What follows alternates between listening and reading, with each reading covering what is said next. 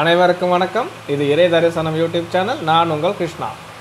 நம்ம சேனலில் பார்த்தீங்கன்னா தொடர்ந்து பல அற்புதமான ஆலயத்துடைய வரலாற்றையும் சிறப்பு அம்சத்தையும் பார்த்துட்டு வரோம். அந்த வகையில் இன்று ஒரு மேலும் அதிசிறப்பு வாய்ந்த ஆலயத்தில் நடைபெறக்கூடிய ஒரு விசேஷமான பூஜையை இந்த காணொளி வாயிலாக நம்ம கண்டு தரிசனம் பண்ண இருக்கிறோம். இந்த கோவிலில் நடைபெறக்கூடிய குறிப்பாக இந்த பூஜையை பற்றி சொல்லணுன்னா, நம்ம வாழ்க்கையில் இருக்கிற அத்தனை துன்பத்தையும் அத்தனை பிரச்சனையும் அப்படி தொடச்சி தூரத்துக்கு போடக்கூடிய ஒரு அற்புதமான கோவில், அற்புதமான பூஜை. அந்த கோவிலில் நடக்கூடிய ஒரு அற்புதமான பூஜையை தான் நம்ம இன்றைக்கி தரிசனம் பண்ணியிருக்கோம். நாம் இப்போ ஆலயத்துக்கு வந்துட்டோம். ஆலயத்தோடைய ராஜகோபுரத்தை எல்லோரும் நல்லா தரிசனம் பண்ணிங்க. ஏன்னா கோபுர தரிசனம் கோடி புண்ணியம்.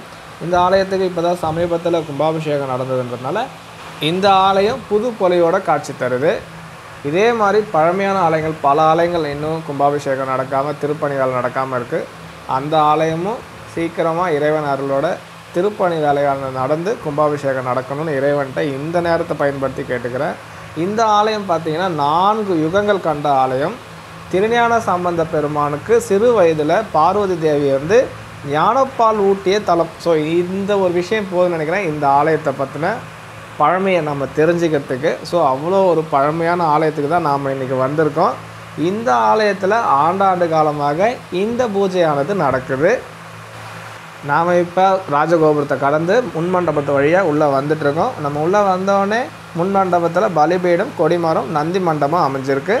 நாம் இப்போ வேறு ஒரு பூஜையை தரிசனம் பண்ண வந்திருந்தாலும், நாம் எந்த ஆலயத்துக்கு வந்தாலும் முதல்ல அந்த ஆலயத்தில் இருக்கிற மூலவரை தரிசனம் பண்ணிவிட்டு பிறகு ஆலயத்தை முழுமையாக வலம் வந்து பிரதான தெய்வங்களை வணங்கிட்டு தாயாரையும் வணங்கிட்டு தான் நம்ம எந்த பூஜைக்கு வந்தாலும் கலந்துக்கணும். ஸோ அதனால் நாம் ஃபஸ்ட்டு மூலவரை போய்ட்டு தரிசனம் பண்ணிடலாம்.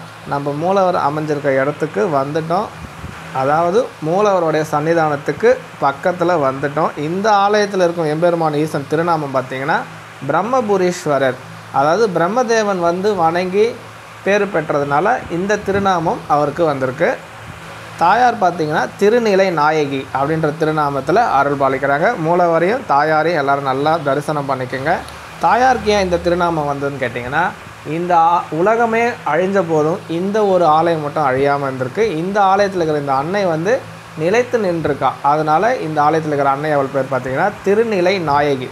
அப்படி நிலையாக நின்னதுனால திருநிலை நாயகி அப்படின்ற திருநாமத்தில் தாயார் அருள் பாலிக்கிறாங்க. இந்த ஆலயத்தில் நாம் இன்றைக்கி தரிசிக்க வந்த பூஜையை தவிர்த்து இன்னொரு சிறப்பான பூஜை இந்த ஆலயத்தில் நடைபெறும். அது வாரந்தோறும் வெள்ளிக்கிழமையில் நடைபெறும். இப்போ அந்த இடத்துக்கு நம்ம போய்ட்டு முதல்ல பார்ப்போம். நம்ம ஆலயத்தை வலம் வரும்போது திருச்சுற்றில் அந்த இடம் அமைஞ்சிருக்கு. அது வாரந்தோறும் வெள்ளிக்கிழமை இரவு 10 மணிக்கு நடைபெறக்கூடிய அர்த்தஜாம பூஜை. அர்த்தஜாம பூஜையின் போது பார்த்திங்கன்னா இந்த இடத்துல இருக்க பலிபீடத்துக்கு அபிஷேகம், அர்ச்சனை, ஆராதனை இது எல்லாமே ரொம்ப சிறப்பாக நடக்கும். பலிபீடத்துக்கு நேர் எதிரில் பார்த்தீங்கன்னா சட்டநாதர் சன்னதி இருக்கும். நீங்கள் அங்கேருந்து பார்த்தாலே தெரியும். இப்போ இந்த படிக்கட்டு வழியாக நீங்கள் மேலே ஏறி போனீங்கன்னா சட்டநாதரை தரிசிக்கலாம். தோணிபுரத்து அம்மையப்பரையும் தரிசிக்கலாம். நான் இந்த வீடியோ ஆரம்பிக்கும் போது பார்த்தீங்கன்னா நம்ம கஷ்டம், நம்ம துன்பம் எல்லாத்தையும் தீர்க்கக்கூடிய ஆலயம் அப்படின்னு சொல்லியிருப்பேன். ஆமாம், இது 100% உண்மைங்க. இந்த ஆலயத்துக்கு நீங்கள் வந்து ரெகுலராக தரிசனம் பண்ணி அதுவும் இந்த பூஜையில் குறிப்பாக கலந்துக்கிட்டிங்கன்னா எப்பேற்பட்ட துன்பமாக இருந்தாலும் சரி, எப்பேற்பட்ட பிரச்சனையாக இருந்தாலும் சரிங்க, மீண்டு வந்துடலாம். சில பேர் நினைக்கலாம், ஏன் கேட்கலாம் கமெண்ட்ஸில் கூட, அது எப்படிப்பா ஒரு கோவிலுக்கு போயிட்டு ஒரு பூஜையில் கலந்துக்கிட்டால் எல்லா பிரச்சனையும் தீர்ந்துடும் அப்படின்னு. தீருதுங்க. இந்த ஆலயத்துக்கு வந்தால் நம்மக்கிட்ட இருக்கிற எல்லா பிரச்சனையுமே இந்த ஆலயத்தில் இருக்கிற அம்மையப்பரும் சரி, பைரவ பெருமானும் சரி தீர்த்து வைக்கிறாருங்க. இதுக்கு கண்கூடான பல சாட்சிகளை நீங்கள் இந்த கோவிலுக்கு வந்தால் பார்க்கலாம். நம்ம ஆலயத்தை வலம் வரும்போது அந்த படிக்கட்டு வழியாக மேலே ஏறி வந்தால் இந்த மலைக்கோயிலுக்கு வருவோம். இங்கே தோணிபுரத்து அம்மையப்பர் அப்படின்ற திருநாமத்தில் தாயாரும் சிவபெருமானும் காட்சி தராங்க. அதாவது சுயம்பு சிலை, அம்மையப்பர் வந்து அமர்ந்து சுயம்பு மூர்த்தியாக அப்படியே உருவெடுத்து அங்கேயே இருக்காங்க.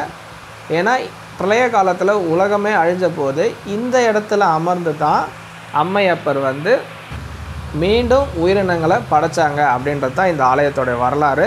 அதுக்கு சான்றாக இருக்கக்கூடிய சிலை தான் இப்போ பாருங்கள். அம்மையப்பர் வந்து ஒரு தோணியில் ஏறி வராங்க. ஸோ இங்கே வந்து அமர்ந்து அப்படியே சிலையாயிட்டாங்க. இந்த ஆலயத்தில் இருக்கிற அம்மையப்பர் கையில், அதாவது தோணிபுரத்து அம்மையப்பர் கையில் பார்த்திங்கன்னா ஆயுதமே எதுவுமே இருக்காது. சூலம், அப்புறம் எம்பெருமான் கையிலையும் பார்த்திங்கன்னா எந்த ஆயுதமுமே இல்லாமல் படைப்பு தொழிலை மட்டுமே செஞ்சதாக இந்த ஆலயத்தோடைய வரலாறு. அவங்கள தரிசனம் பண்ணிவிட்டு கொஞ்சம் படிக்கட்டு ஏறி மேலே போனாங்கன்னா சட்டநாதரை நம்ம தரிசிக்கலாம். சட்டநாதர் சன்னதியில் வந்து வெள்ளிக்கிழமை நைட்டு அர்த்தஜாம பூஜையின் போது வந்தீங்கன்னா உள்ளே போயிட்டு தரிசனம் பண்ணலாம். மற்ற டைமில் ஜன்னல் வழியாக தான் தரிசனம் பண்ண முடியும், அந்த கேட்டு பூட்டியிருக்கும். இந்த பெயிண்டிங்ஸ் பார்த்திங்கன்னா பார்வதி தேவி திருஞான சம்பந்தருக்கு ஞானப்பால் ஊட்டுற ஒரு நிகழ்வை பெயிண்டிங்ஸாக வச்சுருக்காங்க. இது தாயார் சன்னதியோடைய வெளிப்புற தோற்றம். ஓகே, நாம் இப்போ தாயாரையும் தரிசனம் பண்ணிவிட்டு அந்த தரிசனம் பண்ண அதே வேளையில் இந்த ஆலயத்துக்கு வந்தால் எப்படி, இந்த பூஜையில் கலந்துனா எப்படி இந்த பிரச்சனையெல்லாம் தீருது அப்படின்றத பார்ப்போம். இந்த ஆலயத்துக்கு நீங்கள் உண்மையிலே வந்து தரிசனம் பண்ணி மனமாற உணர்வீங்க உங்கள் பிரச்சனை தீருதா இல்லையான்னு. எனக்கே தீர்ந்துருக்குதுங்க. நானே ஒரு பெரிய உதாரணம். இந்த ஆலயத்தை பொறுத்த வரைக்கும் நீங்கள் வேறு யாருக்கிட்டே போய் கேட்டு தெரிஞ்சதோட நானே ஒரு பெரிய உதாரணம். 3 வருஷமாக நான் இந்த ஆலயத்துக்கு தொடர்ந்து வரேன். அதாவது கொரோனா காலகட்டத்தில் என்னால் வர முடியல, அதுக்கு முன்னாடி வந்தேன். இப்போ கொரோனா காலகட்டம் முடிஞ்சு கும்பாபிஷேகத்துலேருந்து தொடர்ந்து இந்த ஆலயத்துக்கு வந்துட்டுருக்கேன். இந்த ஆலயத்தில் பார்த்தீங்கன்னா ஒரே சன்னதியில் 8 பைரவர் இருந்து அருள் பாலிக்கிறாங்க. அவங்க தான் பள்ளி அறைக்கும் பாதுகாப்பாக இருக்காங்க. நாம் இன்றைக்கி பைரவர் தான் தரிசனம் பண்ண வந்திருக்கோம். இன்றைக்கி தேய்பிறை அஷ்டமி. இன்றைக்கி பைரவருக்கு மிக சிறப்பான பூஜைகள்லாம் இந்த ஆலயத்தில் நடக்கும். இந்த பூஜையில் வந்து நீங்கள் கலந்துக்கிட்டிங்கன்னா உங்களோட எப்பேற்பட்ட துன்பமாக இருந்தாலும் சரி, எப்பேற்பட்ட பிரச்சனையாக இருந்தாலும் சரி, கடன் பிரச்சனை, திருமண தடை, குழந்தை பேர் இல்லை சொத்து வழக்கு, கோர்ட்டு வழக்கு, இந்த மாதிரி பிரச்சனை எந்த பிரச்சனையாக இருந்தாலும் சரிங்க, இந்த கோவிலில் இந்த பூஜையில் கலந்துக்கிட்டிங்கன்னா இந்த பிரச்சனை எல்லாத்தையுமே தீர்த்து வைக்கிறார் இந்த அஷ்டபைரவர். இந்த ஆலயத்துக்கு நான் வந்து இந்த பூஜையில் கலந்துக்கிட்டு நானும் நிறைய பிரச்சனையெல்லாம் ஃபேஸ் பண்ணிட்டு இருந்த எல்லா பிரச்சனையும் சால்வ் ஆகி இன்றைக்கி ஜாலியாக சந்தோஷமாக இருக்கேன். இந்த ஆலயத்துக்கு நான் முதல்ல வர்றதுக்கு காரணமாக இருந்தது என்னுடைய நண்பர் ஒருத்தவர். அவர் தான் அவருடைய ஆஸ்தான ஜோசியர்கிட்ட என்னை கூப்பிட்டு போனார். அவங்க என் ஜாதகத்தை பார்த்துட்டு ஒரு சில விஷயம்லாம் இதெல்லாம் இப்படி சரியாயிடும்பா இன்னும் கொஞ்ச நாள் அப்படி இப்படின்ட்டு கடைசியாக அந்த பேப்பரில் சீர்காழி சட்டநாதர் இந்த ஆலயத்துக்கு போங்க, இந்த ஆலயத்தில் குறிப்பாக தேய்பிறை அஷ்டமிக்கு போங்க, அங்கே இத்தனை மணிக்கு பூஜை நடக்கும் அப்படின்ட்டு எல்லா டீட்டெயிலும் சொன்னார். அதாவது இந்த கோவிலில் பார்த்தீங்கன்னா தேய்பிறை அஷ்டமியில் காலைல 10:30 மணிலேருந்து 1:30 மணி வரைக்கும் பூஜை நடக்கும். பொது அபிஷேகம் தான். நீங்கள் அபிஷேக பொருள் வாங்கி கொடுத்துட்டு அங்கே வெயிட் பண்ணிங்கன்னா அபிஷேகம் பார்த்துட்டு தீபாரதனெலாம் தரிசனம் பண்ணிவிட்டு வந்துடலாம். மற்றபடி உங்கள்கிட்ட காசுலாம் வசூல் பண்ண மாட்டாங்க, எல்லாமே ஃப்ரீ தான். நீங்கள் மனசு வந்து நீங்கள் என்ன பொருள் வாங்கிட்டு வந்து கொடுத்தாலும் அதை வாங்கி பொது அபிஷேகமாகவே பண்ணிவிடுவாங்க. நாம் இப்போ பைரவர் சன்னிதானத்துக்கு வந்துட்டோம். இன்னும் கொஞ்சம் நேரத்தில் பைரவருக்கு அபிஷேகம் ஆரம்பிக்க போகிறாங்க. எல்லாருமே இந்த வீடியோ வாயிலாகவே பைரவரை தரிசனம் பண்ணுங்கள். அவருடைய அபிஷேக திருக்கோலத்தையும் கண்டு தரிசனம் பண்ணுங்கள். முடிஞ்ச அளவுக்கு அடுத்த முறை நேரில் வந்து தரிசனம் பண்ணுற வாய்ப்பை கொடுப்பா இறைவா அப்படின்னு அவர்கிட்ட கேட்டுங்க. கண்டிப்பாக உங்களுக்கு வாய்ப்பு கொடுப்பாரு. நீங்கள் வந்து தரிசனம் பண்ணலாம். உங்கள் பிரச்சனை எல்லாத்தையுமே ஒரு சொல்யூஷனையும் கொடுப்பாரு.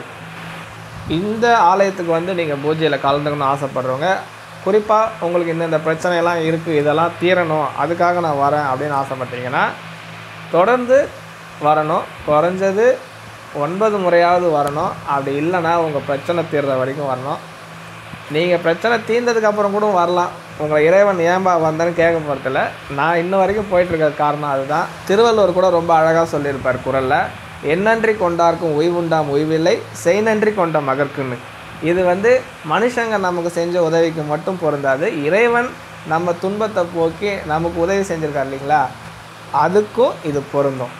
நாமெல்லாம் யாரும் சாதாரண ஆளுங்க. நம்ம கேட்குற ஒரே ஒரு வார்த்தைக்காக இறைவன் இறங்கி வந்து நம்ம பிரச்சனை எல்லாத்தையும் தீர்த்து கொடுக்குறான்னா நம்ம அவனை வாழ்நாள் முழுக்க மறக்காமல் இருக்கணும். அதுதானங்க கரெக்டு. ஸோ அதனால் உங்களால் முடிஞ்ச அளவுக்கு எத்தனை முறை வேணால் வாங்க, அவ்வளவும் நல்லது தான். நான் இந்த ஆலயத்துக்கு வர்றதுக்கு முன்னாடி பல கஷ்டத்தில் பட்டேன். அதுவும் குறிப்பாக கடன் தான்.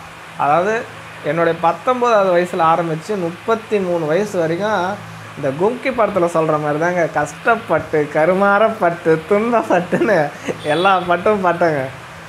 அப்புறம் இந்த ஆலயத்துக்கு வந்ததுக்கப்புறம் எல்லா பிரச்சனையுமே தீர்ந்துட்டு இந்த இறைவன் அருளால் ஒரு கட்டத்தில் ஒரு பயமே வந்துடும். நம்ம வாழ்நாள் முழுக்க இப்படியே தான் இருப்போமா, இப்படியே கஷ்டப்பட்டு தான் இருப்போமா, கடன்காரனாகவே தான் இருப்போமா, சம்பாரித்து கடன்காரனுக்கு வட்டி தான் கொடுப்போமா, வாழ்நாள் முழுக்க இப்படியே தான் இருப்போமா, ஒரு முன்னேற்றமே இருக்காதான்ற ஒரு மாதிரி பயம்லாம் இருந்தது. ஸோ இது எல்லாமே இப்போ சால்வ் ஆகிட்டு இப்போ கடனே ஒரு 95% முடிச்சிட்டேன். இன்னொரு 50,000 ரூபா தான் கடனே இருக்குது. ஸோ அதையும் இறைவன் எப்படி ஏதோ ஒரு வழியில் முடிச்சு விட்டுருவார். அது எப்படி இறைவன் முடிச்சு விடுவார்? நம்ம தானே சம்பாரித்து அடைக்கணும் அப்படின்னு சொல்லுங்கள். ஆமாம், உண்மைதாங்க. இறைவன் வந்து பணமாக கொடுக்க மாட்டாங்க. நீ போய் கேட்டப்பா எனக்கு ஒரு 10 கோடி ரூபா கடங்குது, எனக்கு ஒரு 10 லட்ச ரூபா கடன் இருக்குது, எனக்கு அடைச்சி கொடுப்பாங்க, அவர் இந்தாப்பா 10 லட்சம் எத்தனை போய் கடன் அடைப்பா அப்படின்னு சொல்லி கொடுக்க மாட்டாருங்க. அந்த கடனை தீரத்துக்கான வழியை காமிப்பார். உங்களுக்கு நல்ல ஒரு தொழில் கொடுப்பாரு, அது மூலயமா நல்லா சம்பாதிச்சு அந்த கடனை சீக்கிரமாக அடைக்கிறதுக்கு வழி காட்டுவார். இப்போ பார்த்தீங்கன்னா பைரவர் மண்டபத்தில் இருக்கக்கூடிய சிவபெருமானுக்கு அபிஷேகம் நடக்குது. சிவபெருமானை எல்லோரும் நல்லா மனமார தரிசனம் பண்ணுங்க. ஏன் சொல்கிறேன்னா, எப்பேற்பட்ட பாவத்தையும் சாபத்தையும் போக்கவர் தான் சிவபெருமான். இப்போ நம்ம பட்டோம் இல்லைங்களா வாழ்க்கையில் பல கஷ்டம், இதுக்கு எல்லாத்துக்குமே காரணம் முன் ஜென்மத்தில் நம்ம பண்ண பாவம், அதனால் ஏற்பட்ட சாபம். அதுதான் நமக்கு துன்பமாக பல பிரச்சனையாக வந்து நிற்குது. இப்போ பார்த்தீங்கன்னா அபிஷேகம் முடிஞ்சு அலங்காரமும் முடிஞ்சிட்டு அடுத்தது தீபாராதனை.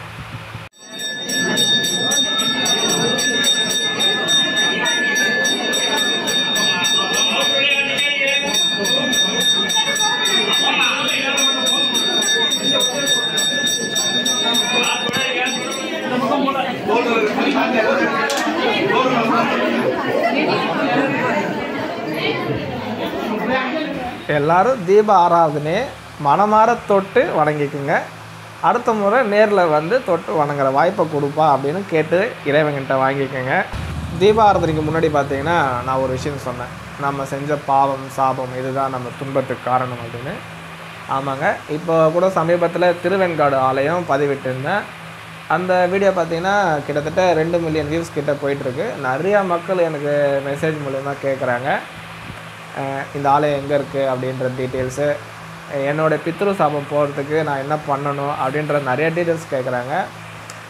பித்ரு சாபமும் நம்ம வாழ்க்கையில் அனுபவிக்கிற துன்பத்துக்கும் கஷ்டத்துக்கும் திருமண தடை இந்த மாதிரி விஷயத்துக்கும் ஒரு காரணமாக அமையுது.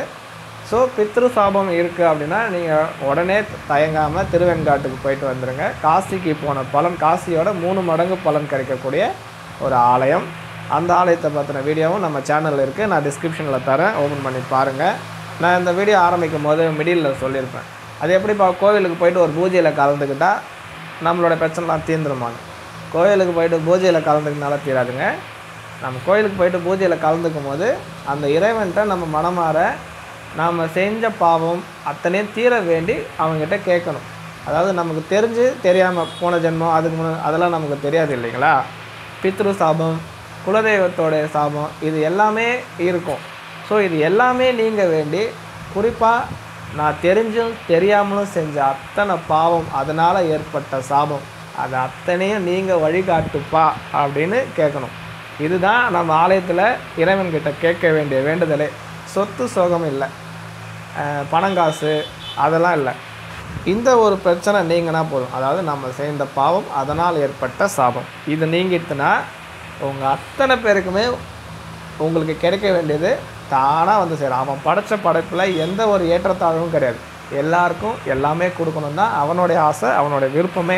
அது நம்ம கைக்கு வந்து சேராமல் தடுக்கிறதே இந்த பாவமும் அதனால் ஏற்பட்ட சாபமும். ஆக நம்ம கோவிலுக்கு வந்து பூஜையில் கலந்துக்கிறது எதுக்காகனா, இந்த பாவமும் அதனால் ஏற்பட்ட சாபமும் நீங்கள் வேண்டி தான் நாம் வந்து இந்த பூஜையில் கலந்துக்கிறோம். ஓகே, இந்த அற்புதமான ஆலய பதிவு நிறைவாக, இந்த அற்புதமான பூஜை பதிவு நிறைவாக இந்த வீடியோ பதிவு உங்களுக்கு பிடிச்சிருந்தா லைக் பண்ணுங்கள், ஷேர் பண்ணுங்கள், சப்ஸ்கிரைப் பண்ணுங்கள். இது இறை தரிசனம் யூடியூப் சேனல். நான் உங்கள் கிருஷ்ணா. நன்றி, வணக்கம்.